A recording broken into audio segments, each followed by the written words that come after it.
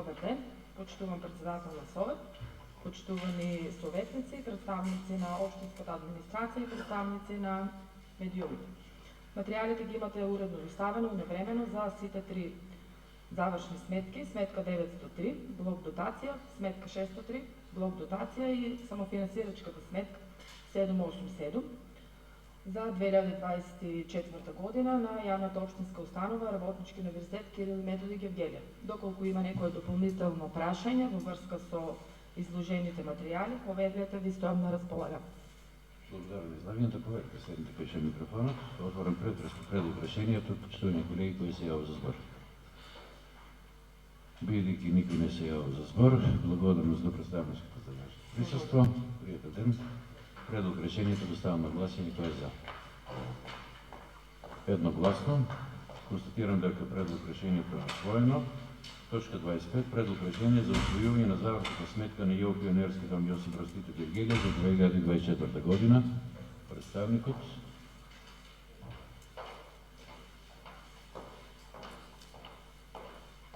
Пионерски дом.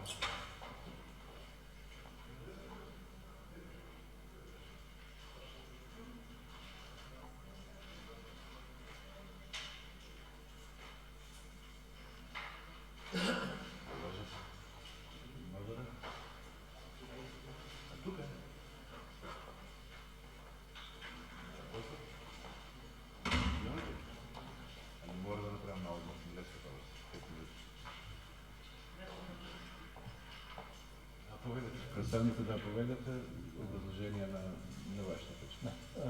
Добар ден, шановни председатели, почитувани советници, представници на општинската администрација и медиуми.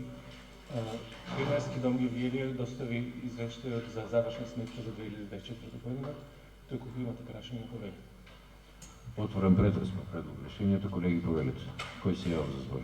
Романчева.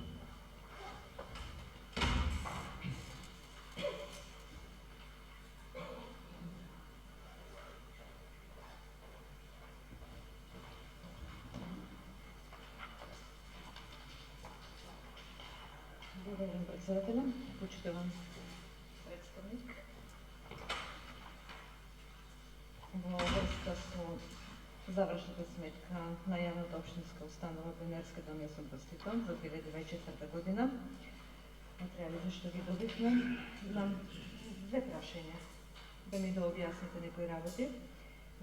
Кај билансот на приходи и расходи во делот други услуги 204, а во знака АОП 204, други услуги. Минатата година било 62.000 денари, сега е 106.000 денари, која е причината за вакво зголемување, скоро веќе за 45% малку другите услуги.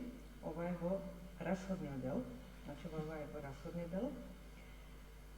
Исто така, во расходниот дел, други расходи, претходна ставкичката 219, други расходи, претходната година биле 162.000, оваа година се 153.000. Значи, повеќе од дупло се зголемуваат овие расходи. Тој во расходниот дел. Во приходниот дел, вели вака, други приходи, минатата во 247, други приходи. Минатата година немало, оваа година појавувате други приходи од 177.000 денари, кои се овие приходи, од што ви се реализирани, остварени. Сега, тоа е за билансот на приходи и расходи, кај билансот на состојба, што ми падна во очи. Претходната година, износот е кај материјалните средства, претежно гледам кај опремата, имате само кај опрема, 687 денари, додека оваа измината година, 2024 година, кај градежни објекти појавувате износ од 397.000 денари, а кај опремата 317.000 денари. Зошто е тоа така? Значи, тоа ми се колку? 4 прашања. Благодарам. Повелите представникот, 4 прашања, имате одговор? Прво, Да ве подсетам дека бех на позицијата директор последните 4 месеци од 2024 година, така да не можам да одговарам за тоа што се случувало пред да бидам на таа позиција. Оно што можам да ви одговорам за други расходи, зашто има толку енормно зголемување, само ќе подсетам дека од некаде од летото, не сум сигурен точен месец, јули месец, имаме, тоа се па договори на дело, на позицијата хигиеничар, имаме лице по договор на дело, затоа што имаме оно што е на таа позиција беше испразната поради отсуство.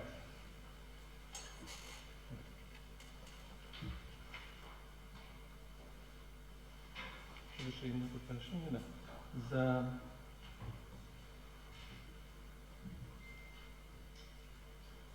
извинувам, само подсетите ме на кое друго беше прашањето? Материјални средства? Кој од броите?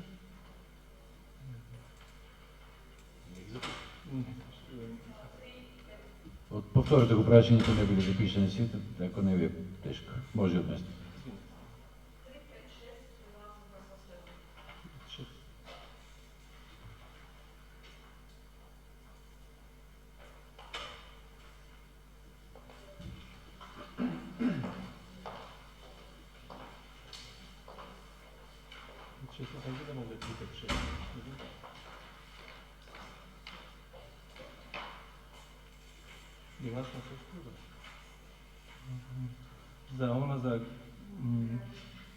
За градиш. Не можам да одговорам на прашање, ќе треба да добием да поберем информација. И кажав објаснението. Друг некој за збор, колеги? Нема. Бидејќи нема, ја затворам расправата. Благодарам за представникот за присуството.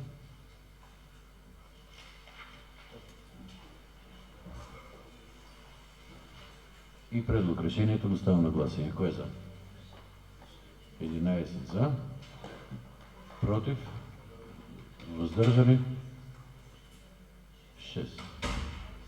Констатирам дека предлог решението е усвоено.